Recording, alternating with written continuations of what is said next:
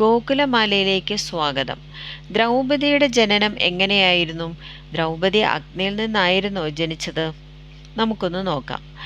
ആയിരക്കണക്കിന് വർഷങ്ങൾക്കു മുമ്പ് ദ്രുപദ രാജാവും ആചാര്യ ദ്രോണരും ശത്രുക്കളായിരുന്നു. രണ്ടുപേരും പരസ്പരം തോൽപ്പിക്കാൻ ആഗ്രഹിച്ചുകൊണ്ടേയിരുന്നു. ദ്രോണാചാര്യർ തൻ്റെ വിദ്യാർത്ഥികളെ ഉപയോഗിച്ച് പാഞ്ചാലദേശം പകുതി പിടിച്ചെടുക്കുവാൻ ആഗ്രഹിച്ചു. ഒരു ദിവസം ആചാര്യ ദ്രോണനെ കൊല്ലാൻ കഴിയുന്ന ഉഗ്രനും ശക്തനുമായ ഒരു പുത്രനെ വേണമെന്ന് പ്രാർത്ഥനയോടെ ദ്രുപദ രാജാവ് ഒരു യജ്ഞം നടത്താൻ തീരുമാനിച്ചു. ഒരു പുത്രനെ ലഭിക്കാൻ ഒരു യജ്ഞം നടത്താൻ അദ്ദേഹം 2 മുനിമാരോട് ആവശ്യപ്പെട്ടു. മുനിമാർ യജ്ഞം പൂർത്തിയാക്കിയപ്പോൾ എല്ലാവർക്കും പ്രസാദം നൽകി. അവർ ദ്രുപദ രാജാവിൻ്റെ പത്നിക്കും പ്രസാദം നൽകാൻ വന്നു.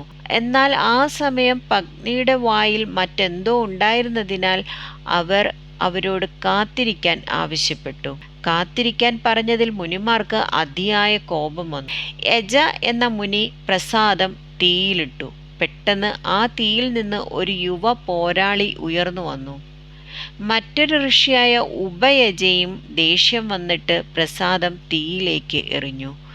ഉപയജ പ്രസാദം തീയിലേക്ക് എറിഞ്ഞപ്പോൾ അഗ്നിയിൽ നിന്ന് ഒരു സുന്ദരിയായ സ്ത്രീയും ഉയർന്നു വന്നു. സുന്ദരിയായ സ്ത്രീ ആ അഗ്നിയിൽ നിന്ന് പുറത്തു വന്നയുടനെ എല്ലാവരും ഒരു അശരീരി ശബ്ദം കേട്ടു. ഈ ലോകത്തിലെ തിന്മയുടെ നാശത്തിന് കാരണക്കാരിയായാണ് ഈ സ്ത്രീ ജനിച്ചത്.